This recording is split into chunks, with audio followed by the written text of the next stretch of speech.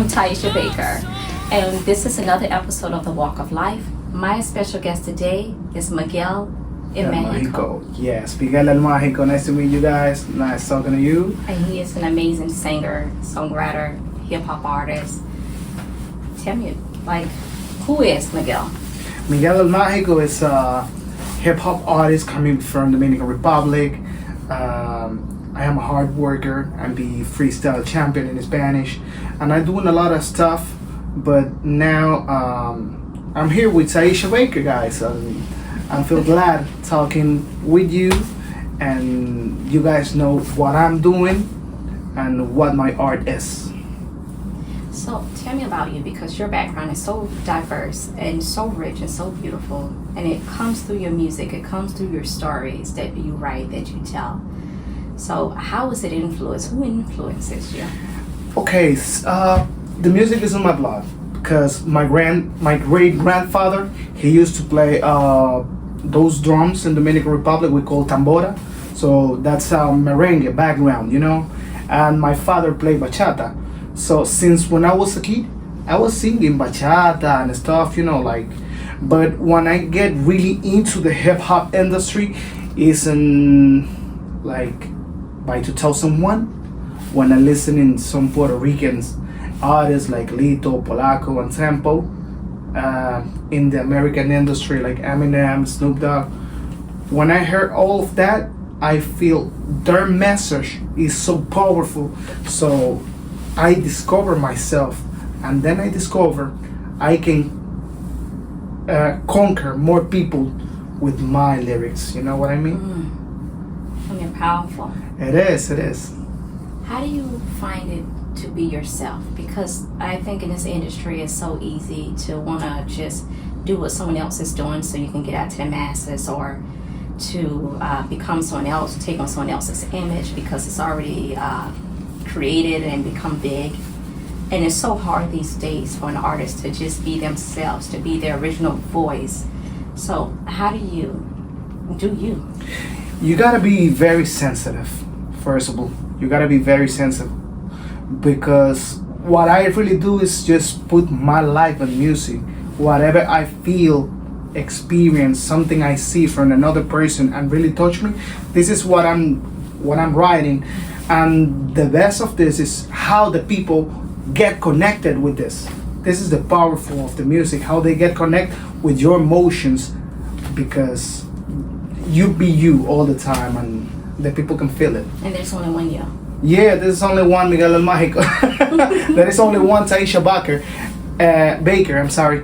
And there's only you. So be proud of yourself, keep working hard, and don't let nobody tell you you're not as special. So this is what I can tell you. And then the next thing I would say is that in this business there's a lot of rejection. Even when you tell people I'm an artist, they go, oh, that's a hard business. And so how do you handle rejection, and what would you tell that next artist coming up, that next artist that have a gift to write and do music, but they go, I don't want to be in that business because I might get rejected? I think rejection is because maybe something's coming when you're not ready for it. So I take it maybe I'm not ready for it, and I keep going. You cannot just abandon because you knock the first door and nobody opened. There is a lot of doors. So I think every artist in the industry get rejections, but if you have your mind and your heart connected with the spirit of the music, there is something for you. Doesn't matter if you are 95 years old, if you 105 years old, doesn't matter, because God have something for you and you go for it at any time. So don't take rejection like something negative. Take it something for growing up. That's the way to take it, because no one is exempt from rejection. I don't care who your parents are. I don't care if there's someone to help you get up faster. Rejection will come at some point. It hurts. It hurts because you feel like all the sacrifice I make is not worth it. But trust me, the sacrifice, the discipline you put out there is what really bring you to the successful. So who are your influences in your personal life that keeps you going, that drives you, that defines you, that you go, you know what, I'm gonna do this. I just know it in my bones that I'm gonna make success, make this turning point in my life. On the Caribbean, Dominican Republic, when I was growing up, all the music that people listening was reggaeton. So all they talk about is disco, drugs, alcohol, all of that. But I remember I started to listen to this singer, Tempo. He's from Puerto Rico, and Lito and Polaco. They're from Puerto Rico too. And their music talk about histories of the street, telling to the kids, look, this is the negative of the street, so don't go there. This is not the size, so study, do your stuff. And I start to living by that message. I start to get influence about the positive things, because you see a lot of negative things So much. in the music industry, on the So street, everywhere you go. Yeah. And I don't want to be part of that. So that soon I realized there's a lot of stuff is not for me. I start to take that influence and put it on my music and just keep going, and I'm here now. I want to be a positive influence, a positive impact. You have to, Maybe because that. you can be part of the mess that is out there. It is so much.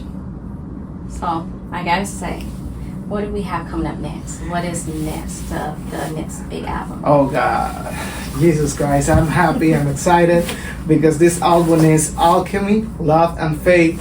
In Spanish, is Alquimia, Amor y Fe, and it's something special. When I put my culture, Latin culture, out there, I'm gonna make some Mexican music, Colombian music, Puerto Rican music, and Dominican music, and whatever it is, I'm gonna put in there, because I want to do something for the people who really like the Latin music. Yeah. But at the same time, I'm gonna do something for those people who love the underground hip hop, the real hip hop, Yeah. So it's gonna be something amazing. You guys will see. Will you be singing on this album, or is it just rapping, or just will you have vocals? Yeah, that's a good question, because this is what I'm doing. Half singing, half rapping. Okay, because you have an amazing voice. Oh, thank you. So you're such a unique and dynamic artist. And for every unique and dynamic artist, there's the live aspect of an artist performing live. So where have you been performing live, and where did you say your best live performances are? Okay, I do some performing lives in Tijuana, Mexico. I've been in. How was that audience? Oh my God, the Mexican people is amazing, because in Mexico, the culture of the music is so great. And just imagine, Mexico is one of the more biggest country in Latin America. So those people, they really support. If they like your music, doesn't matter your language, doesn't matter nothing, they really support you. The Mexican people is amazing. Beautiful Amazing. Yeah, they are amazing. So I've been in Mexico, I've been Dominican Republic, Ecuador, and I keep going, I keep moving. So how is the DR in your own place, your own country, that place that For me, it's amazing, because when I come back to make a performance in Dominican Republic, is go back home, and that was after 12 years. I come back and performing in Dominican Republic, and I was nervous, because those new generation, they don't know about Miguel el Magico. They don't really know. And I was performing for kids, like 17 years, 15 years kids, old, 15 years old, and they don't know about me. But when they hear the lyric, they was like, oh, damn, who's this guy? And when I was outside, they hugged me, hey, come on, I like what you do, keep going, and I was, it's I that feel so happy. encouragement that feels good. Yeah, because there is people there, they know me, people from my generation, but see those kids, and they love what you're doing. Oh my God, it's incredible. Sometimes I feel like I loved performing to people who don't like hip hop music, or senior people, like people in the 60s, because when you singing to them and they give you the feedback, you know that's something really really honest, because they don't know nothing about They hip hop. don't. They don't know, but if they like the message, that's mean it's because you're good, you know. So this is what happened to me when I performed in the Dominican Republic. Was something so powerful, so beautiful. To me, that's super huge because, you know, it's where you're from, it's where your people from. So you go back and you give them the gifts and the talents that, you know, that part of that culture help birth.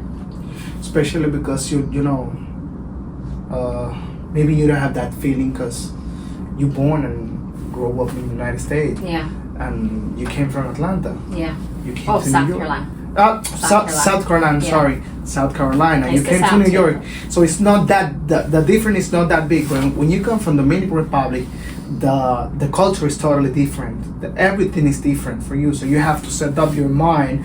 When I came to US, I only say hi and I don't know. Yeah. And look me now, I doing an interview in English, and Yeah. and so that cultural differences make some. But little by little you get it, and this is the powerful of the music. Maybe when my Spanish get better, we'll do this interview in Spanish. You will see. You'll see. It's gonna get better. Yeah, when it gets better. But you know, that's so beautiful. To me, live performance is so great because you get to reach out to different audiences. To me, I have performed a lot in America, but a lot in Europe. And to me, over there, R&B is so appreciated over in Europe, and it's just like a whole nother vibe over there. But This is how I feel in Mexico. yeah, This is how I feel in Mexico. The audience in the Dominican Republic and the audience in Mexico, there is some different stuff back there. yeah. It's kind of like an appreciation for you getting up there, for you performing, for the art, for the music, for where the music came from. It's such an appreciation for it, and yeah, Especially because in Mexico, the people they love more the lyrics and but in the Dominican Republic they more like the dancing and the stuff. the rhythm. Where is it? Yeah. So you see the difference of the people back there. You know, another thing with artists now, it's kind of like you've made it when you sign with a major label, and we're both independent. You know, so what do you have any plans to sign with a major label?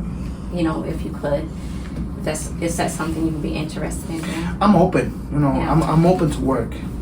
So if I found something and I found a good how you say good deal Yeah, and somebody who is really interested, I can work definitely. Yeah, I'm open to work. yeah, But yeah, have to be something good and something for both sides, you know. yeah, Good for them, good for me, because it's every artist. This is the dream of every artist. Like It is. you know, or they made it. everybody listening you. And today the people have a lot of opportunities by the social media, but really you need something strong behind you, supporting you. Yeah, So this is the importance of the labels. yeah, the money machine. The money machine. But yeah, for the moment you gotta keep doing by your passion. Yeah. You're doing what you have to do, and let's see what's coming. Till you get to where you want to be. Yes, definitely. So, what is your vision for Miguel? What is your vision for yourself, for your music? I go for everything. Like Yeah, my vision is everybody everywhere in the world listening my music in Pakistan, China, Taiwan, everywhere, because the music is a universal language. Like is. Michael Jackson music, Whitney Houston, Freddie Mercury, all those people. universal. Yeah, you can listen in their music in places where They don't even speak English. they don't even speak English. So this is the powerful of the music, and I want to be part of that. Like Yeah, connecting with so many people. me too. Yeah. This is that's the goal. That's is the the goal. When That's the people goal. are touched and their lives are changed because of your lyrics, because of something you wrote, that you performed, that you reached someone. It's happened a lot of times.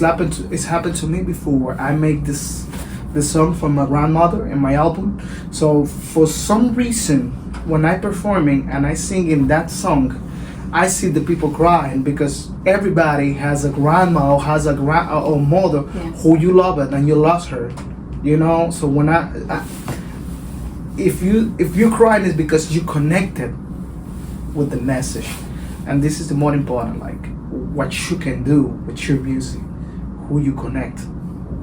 They say that was the reason for Bill Withers. He wrote the song "Grandma's Hands." He also wrote "Lean on Me," but they was like the guy Clarence. He was like, "I'm going to sign him because everyone has a grandma, and that song's relatable." Definitely, Sign him. definitely. Yeah, and he was like, Definitely. that was the song that he performed. They got him, and he was like, "Oh, everybody got a grandmother. That song's going to be a hit." So that's the song. Yeah, and maybe you don't do it with that intention. When I Yeah. do that song, I don't do it with the intention like to connect with others. I do it like something special for her. Like if you on the other side, you're gonna hear what I have to say because I was a kid. Yeah. I was young and dumb, you know. So Yeah. I make some mistakes, and I try to tell her by that song, forgive me, like sorry, but I'm here. I never forget what you showed me and all of that, and the people get connected. They connect to They connected? feel why you wrote the song. Yes, and they cry. They have a lot of emotions because this is something to happen to anybody, you know. So Everyone has a grandmother. this is the power. That's the power of the music. What Tieasha. about your grandmother that's so special and has such an impact on your life? Oh my God, that's the person with more impact in my life. I grew up with my grandma since when I was 6 months. I was a baby. Yeah. My mother came to the United States. Yeah. We are 5 brothers. So my mom take me as a baby. Yeah. My grandma take me as a baby. And she give me education. She feed me every day. She do everything for me. She bring me to a school. Whatever your mother do, this is what she do for me. My mother was here in U.S. working hard. Yes. You know, she sent the money, but she was known. First time I see my mother was 5 years old. And that's a lot of having children is a lot on women. You know, that's why that's not a job. Women now they realizing, oh, I'm not going to take that lightly. But the blessing part is your grandmother stepped in the gap and became that love, that shelter, that foundation for you. Yes, and definitely she was like teach me good manners. Like Yeah. for example, when you go up to a place and you have to say to say hi to a man, you shake his hand, you look at the eyes, Yeah. you're sitting down, you say excuse me, you say thank you, all of that. You know, Yeah. she say like if you come to the home with something that is not in you, I gonna Yeah. beat you. Yeah. You know? Yeah, it's that manners and that's love, honestly. That's love. So she take care about me so well. But when I was young, when I was 16, 15, I made some mistakes. I was escaped from home. Everyone errs. I was growing pains. I go to Santo Domingo, to the capital, to performing and Yeah. and doing a lot of stuff. And she don't know I was there. When I come back, I found her crying and like, where you been? Why you disappear? Why you do me that? You know. So this is what I'd say in the song. Sorry, I was stupid. Growing pains. Just, I mean, growing. Because I think men grow differently. You guys, women, we're growing into womanhood. But men, you guys are growing to manhood. And what does that mean? And responsibility and just trying, people feel like a man, you're just free. There's no boundaries. The kids like when you're a teenager and you're a man, you're like a horse. It's like a horse. You have this horse. Oh my God, this horse! If you have to really get strong. Yeah. So you're looking for freedom, and everybody's looking for freedom and growth. Yeah, I was like a horse, but I was hungry. Yeah. For music, I was. Yeah. Right now, at my age, I'm not really that hungry how I was at that time. I think you're still hungry. I just think there's different. You go into different zones of the hunger. There's the hunger. I just want to perform, and then you realize, okay, how do I build a business off of this? And then music is a business, and the performance part and the business part have to meet, and sometimes that just change the dynamic of our hunger. Maybe that happened to you, but at that time, the Yeah. hunger was totally different because I think it was only performance, recording, Yeah. and you only enjoy the music. Yeah. Today, not. Today, you have to take care about the sound quality, Yeah. The engineer, the music, the engineer, the video all of stuff. that, the videos. Oh God, and it's a lot of. And then it's Expensive. expensive because we are the label, we are the business. But the positive about this is like I was blind, Yeah. now I can see. Yeah. But It's like that. that hunger I have at the time was innocence, and it's beautiful. It is beautiful. It's beautiful because you don't. I don't care who's next to me. I'm gonna singing. Yeah. Today maybe you're thinking twice. Yeah. You're thinking like, oh, maybe I'm gonna doing good. I'm thinking. No. I'm just performing. Just a feeling. And sometimes you need you need some of that. Yeah. You need some That of that. fearlessness. That thing that builds you up, that you go out there, you don't care where you perform. Because you was a kid, you don't really realize the impact. But yeah, definitely. And you have no fear. There's no fear of rejection. There's no fear when someone doesn't like it. You just go out there and do the music. I feel so many rejections in my life. At this point, I have no fear because Yeah. there is nothing to lose. Yeah. Nothing to lose. Yeah. You don't lose nothing talking with the people, interacting with the people, telling to the people what you do, meet people. Like, you don't lose nothing. You get experience of life, and that's why rejections have the positive side. They do. And that's a good way to look at it. Because it's so easy for people to quit. You know, they can't. You know who's Thomas Edison? Yeah. Thomas Edison say, I tried so many times to make the lights, Yeah. right? So, but what I found is 1,000 times how I don't do it. Yeah. That was not a fail. So yeah, it was You can't good. give up. You can't give up. You got to keep going. I think a lot more greater things are to come. So, guys, I thank you so much for tuning in for another episode of The Walk of Life. I am here, Miguel el Magico. Did I say that right? El Magico.